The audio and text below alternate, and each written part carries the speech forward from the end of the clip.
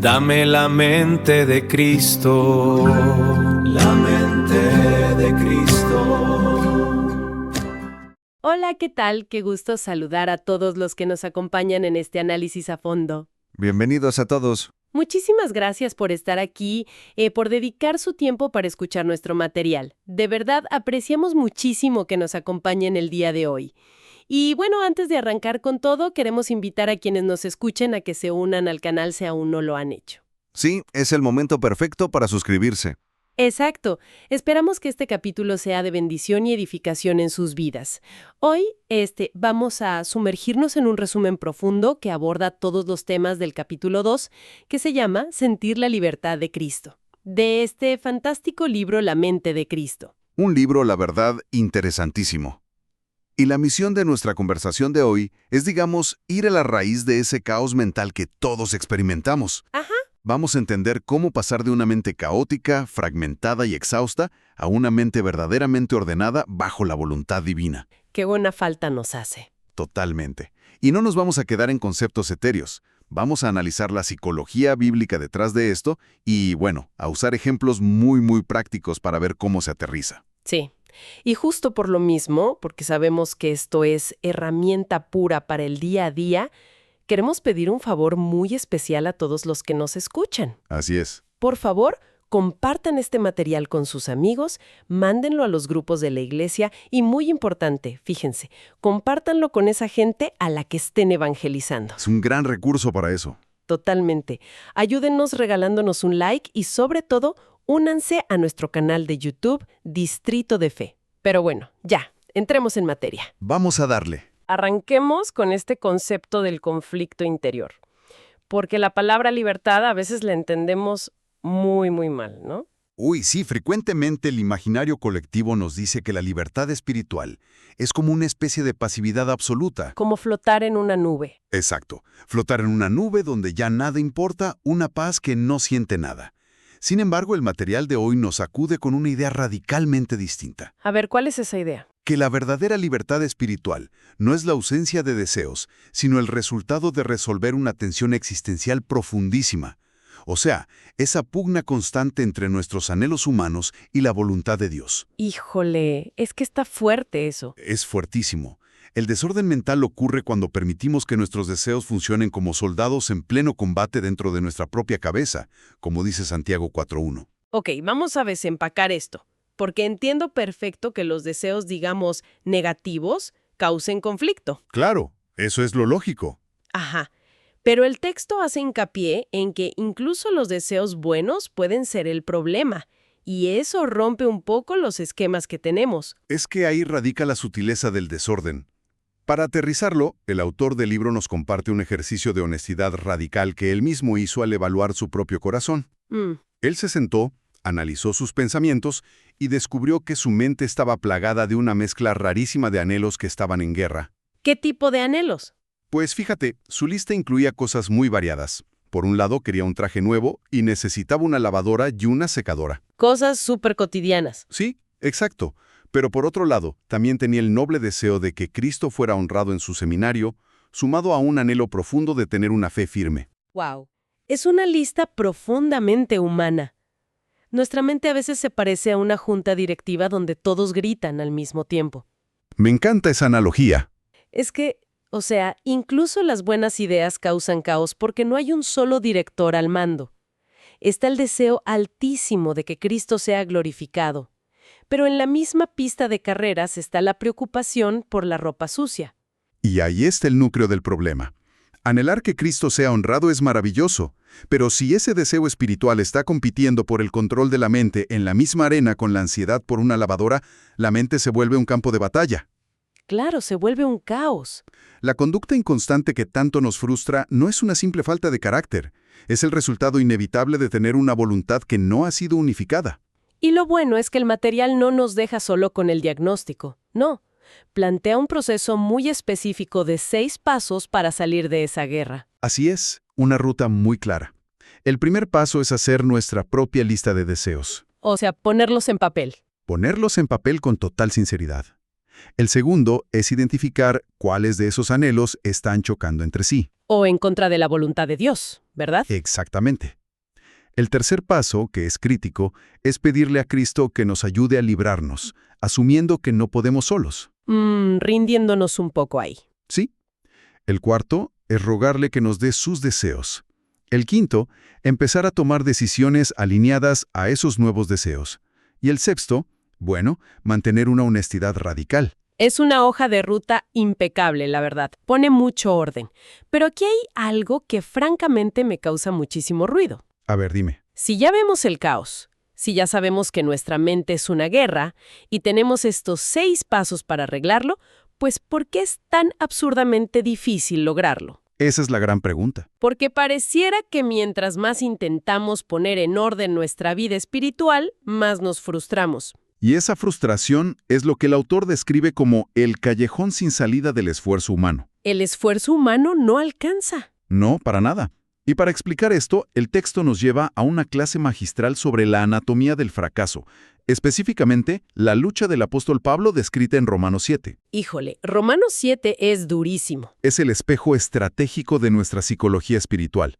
Es el relato de alguien que conoce la ley de Dios, que la ama, que quiere hacer el bien y que simplemente no puede, falla. Hago una pausa obligada aquí, porque esto choca de frente contra todo lo que consumimos diariamente. Sí, va contra la corriente. O sea, siempre nos han enseñado que si fallamos, tenemos que intentarlo con más ganas. Échale ganas, levántate más temprano, sé más disciplinado. Sin embargo, esto sugiere que intentar más fuerte es parte del problema. Lo que es fascinante aquí es entender el mecanismo de por qué falla el intentar. A ver, explícanos eso. El fracaso no radica en una falta de fuerza de voluntad, sino en operar bajo el legalismo. Esa idea engañosa de que podemos palomear una lista de buenas conductas para arreglar nuestro caos interno. Con nuestras propias fuerzas. Exacto. Una mente dominada por la carne está legalmente esclavizada a la ley del pecado. Es como estar en arenas movedizas. Mientras más pataleas, más te hundes. Tal cual. Por eso el cambio de paradigma es brutal. Una mente ordenada por el Espíritu no se basa en el intentar, se basa en el rendirse. Totalmente. Pablo lo resume de forma magistral en Romanos 7, 24 y 25. Después de agotarse de intentar, grita, «Miserable de mí, ¿quién me librará de este cuerpo de muerte?» Y luego dice, Gracias doy a Dios por Jesucristo. la respuesta no estaba en él mismo. ¿No? La victoria no es un triunfo del autocontrol, es un triunfo de la gratitud y la rendición hacia Cristo. Claro. Y eso nos lleva a una encrucijada. Si el secreto es soltar el volante, o sea, renunciar a gobernar nuestra mente, ese vacío de poder alguien lo tiene que llenar. Alguien tiene que manejar, claro. Sí, ¿quién toma el control y cómo se siente esa nueva vida? Al soltar el volante, el Espíritu Santo asume el control. Y entramos a lo que Romanos 8 describe como adquirir una vitalidad espiritual. Estar vivos en el espíritu. Exacto. El material contrasta dos realidades. La mente en estado de muerte, que es esclavitud al temor, enemistad con Dios y andar en la carne. Y la mente viva, guiada por el Espíritu, que trae paz. Y aquí es donde se pone realmente interesante. Sí, porque hay un cambio de identidad. Un cambio de identidad masivo es pasar del miedo al castigo a la seguridad plena de poder decir «Abba, Padre». Es la diferencia entre trabajar para un jefe tirano que te va a despedir al primer error ¡Qué estrés! y trabajar en el negocio de tu padre amoroso, donde tu identidad está segura. Si te equivocas hay corrección, pero sigues siendo familia. Nunca te va a echar a la calle. Es una analogía perfecta, porque retrata el mecanismo del miedo.